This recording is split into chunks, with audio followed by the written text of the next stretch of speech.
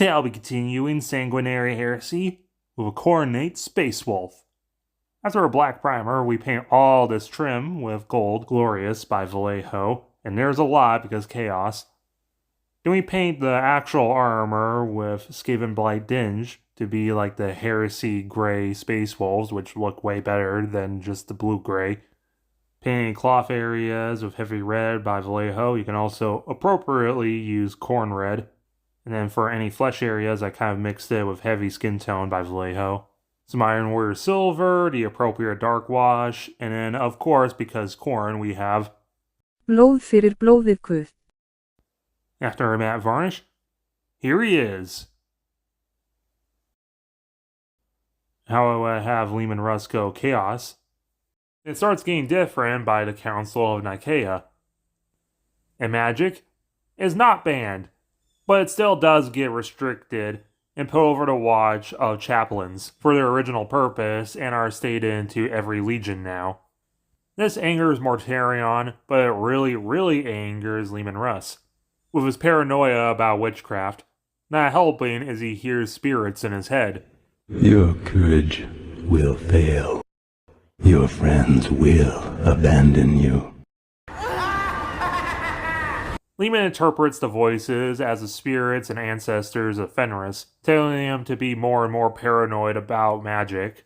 Meanwhile, Magnus sees a possible vision of the future, seeing Horus going chaos, so he astro projects and finds himself in Horus's dream. He actually manages, using his magic, to convince Horus and heal him from being stabbed by the demon blade. So Erebus has to go to Sigmus Prime for Plan B with Sanguinius. The spirits of Fenris convince Leman that Magnus and Horus are planning something bad.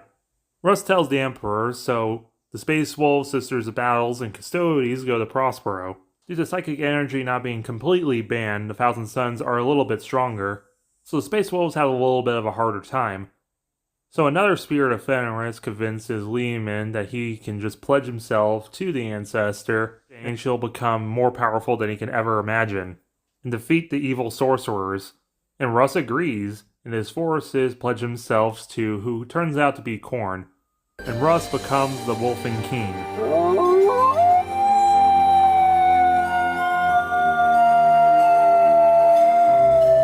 Valdor realizes what's going on and has his troops turn on the Space Wolves, which gives the Thousand Sons enough time to escape into the warp.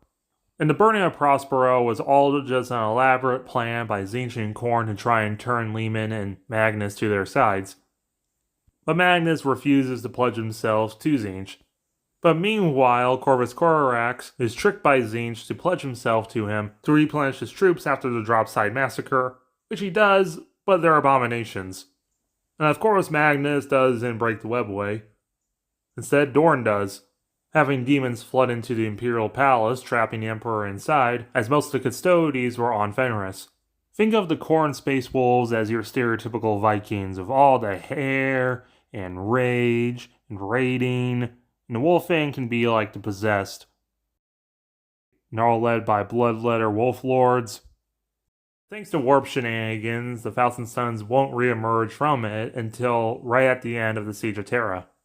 In the post-Heresy world, the Thousand Sons were one of the big three of Reconstruction, but eventually he goes MIA as he enters the Eye of Terra to get revenge for Leman sacking Prospero. Let me know your thoughts and opinions down below, and make sure to hit that like button and subscribe.